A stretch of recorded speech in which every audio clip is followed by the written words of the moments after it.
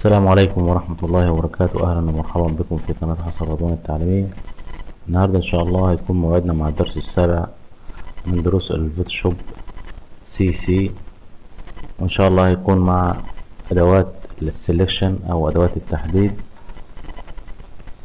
وهنبدأ بأدوات الماركيو تول، واللي بتحتوي على الريكتنجولار ماركيو تول والإليبتيكال ماركيو تول، سنجل او ماركيو تول، سنجل كولوم ماركيو تول. وهنشوف ده بشكل عملي ان شاء الله. هنفتح ملف جديد وهنفتح صورة، ولتكن صورة لمجموعة من الأطفال.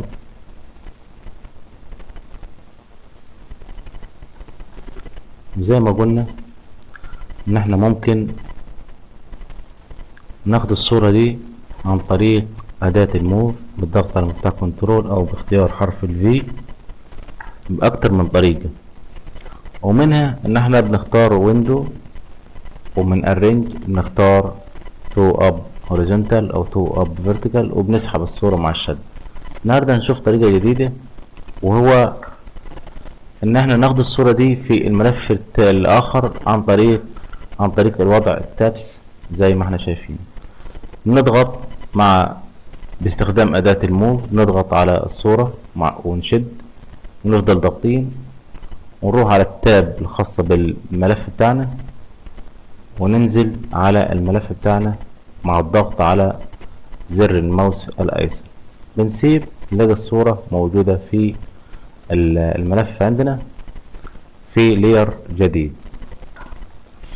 هنكبر شوية الصورة عن طريق كنترول وتي عشان نعملها ترانسفورم. عندنا الصورة زي ما حضراتكم شايفين في الملف. أول أدوات السلكشن في الماركيو تول هي أداة الريكتنجل ماركيو تول، وممكن نحصل عليها عن طريق الضغط على مفتاح الحرف M من لوحة المفاتيح. وللتبديل بين أدوات الماركيو تول ممكن أضغط شيفت مع حرف الM، بيبدل لي ما بين الريكتنجل ماركيو تول والإليبتيكال ماركيو تول.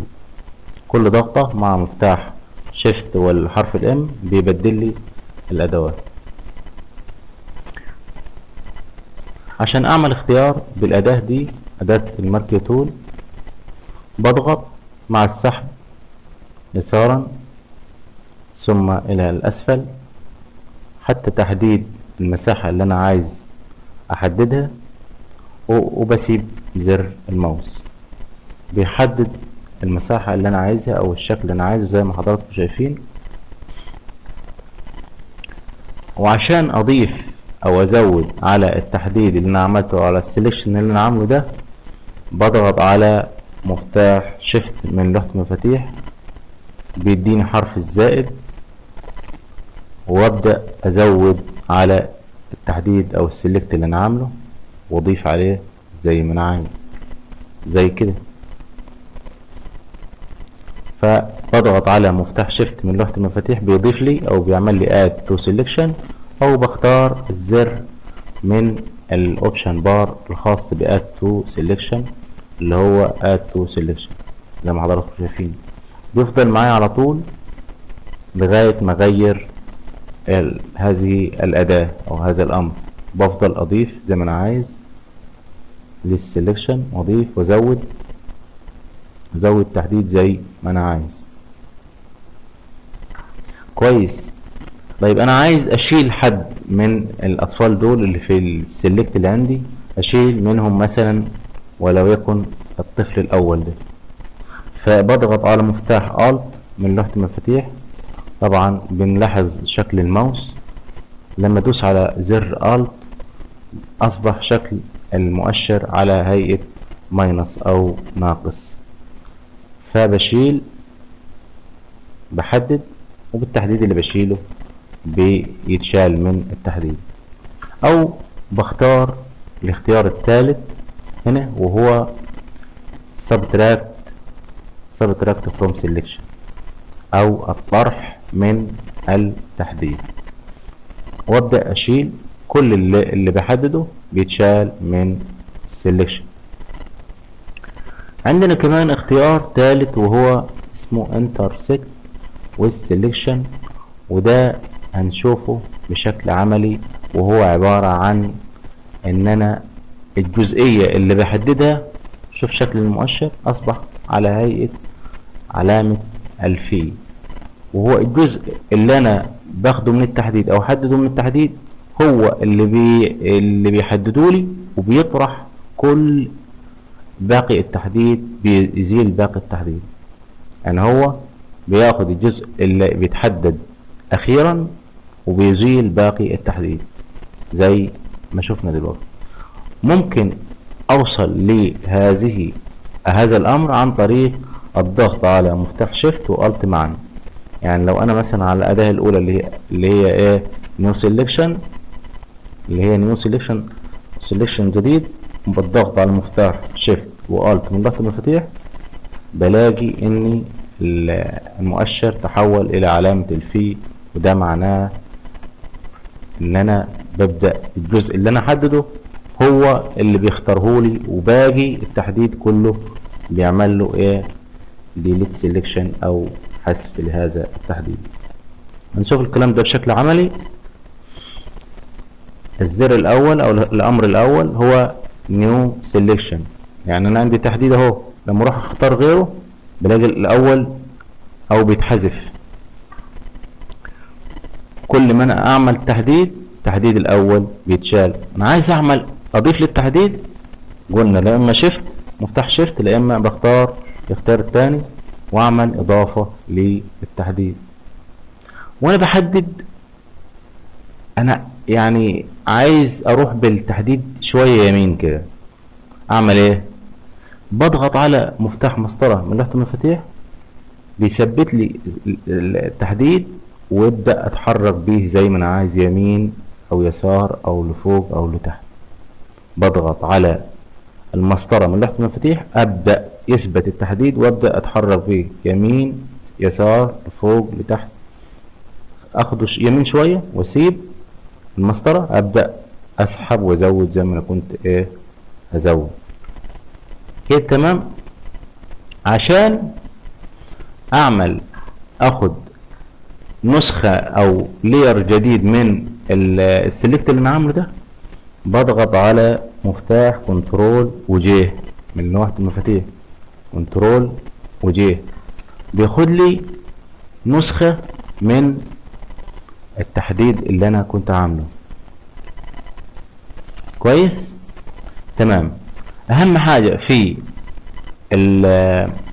عندما اعمل لير جديد او اخد سيلكت من التحديد وعايز اعمل به لير جديد، ان انا اكون محدد واقف على المكان اللي انا عايز اخد منه سيلكت. اهم حاجة، اهم نقطة لازم نراعيها هنا، لازم انا اكون واقف على المكان اللي انا عايز اخد منه سيلكت تحديدا. تمام. فانا هنا بعمل تحديد او اعمل سيلكت، عايز اوديه يمين شوية، بضغط على المسطرة باخده شوية يمين، اكمل التحديد بتاعي. تمام كده. من شريط القوائم لير باخد نيو واختار لير فيا كوبي اللي احنا بنعمل منها لير جديد اللي هي كنترول وجي، بياخد نسخة من التحديد. ولير فيا كات بياخد التحديد ككات، واختصارها شيفت وكنترول وجي. يعني انا دلوقتي وانا محدد الجزئية دي وعايز اخدها قص، مش نسخة منها، مش هاخد نسخة منها كوبي منها، لا انا هاخد التحديد نفسه. بضغط على كنترول وشيفت وجي من لوحة المفاتيح، بيعمل لي خد لي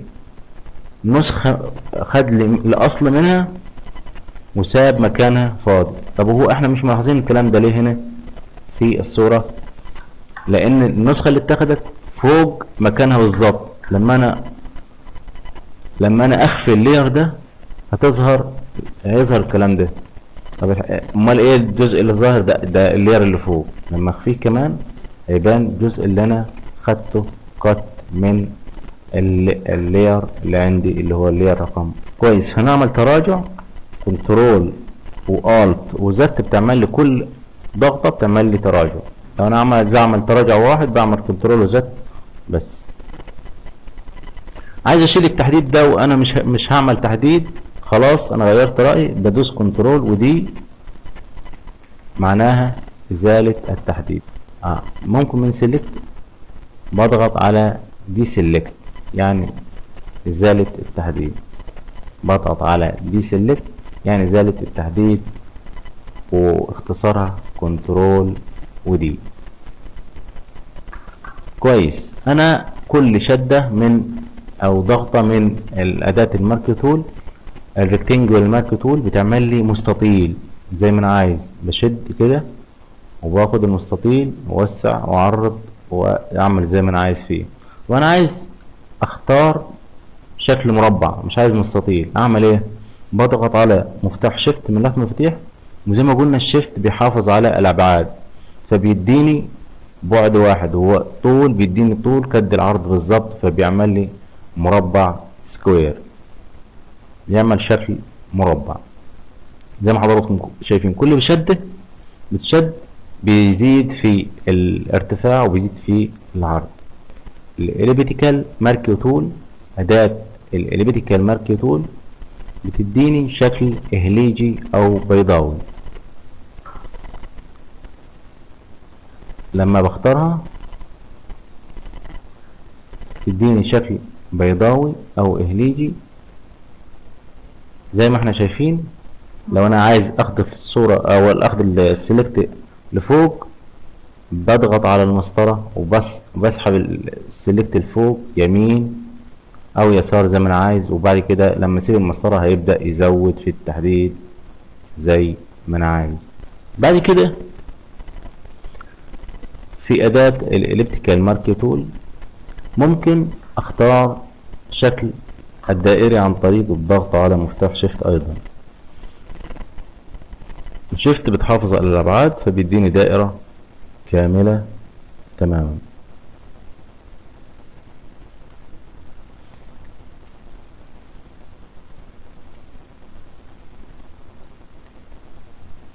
بالضغط على المسطرة بردي باخد السلكت يمين شمال زي ما بحب.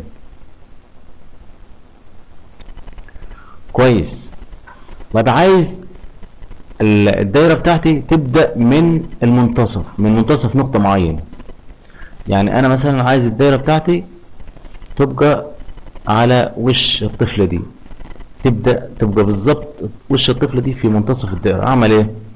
بدوس على مفتاح الت من لوحة المفاتيح، ده بيخلي التحديد يبدأ من منتصف ايه؟ منتصف المؤشر. مكان تحديد هيبدأ تبقى مكان اللي فيه المؤشر هيبقى هو اللي في منتصف الدائرة بالظبط، والدائرة هتبدأ تكبر او توسع، ولكن النقطة اللي انا بدأت منها هتبقى هي اللي في منتصف السلم. طب انا عايز اعمل الكلام ده مع دائرة، بضغط على الالت دي وشيفت عشان الالت تبدأ لي من منتصف المؤشر، والشيفت تحافظ لي على الابعاد، وبكده اقدر اخد شكل دائري منتظم، ويكون النقطة اللي انا بدأت منها هي منتصف الدائرة دي زي ما حضراتكم شايفين. نكتفي بهذا القدر ونكمل ان شاء الله في الجزء الثاني من الدرس السابع. السلام عليكم ورحمة الله وبركاته.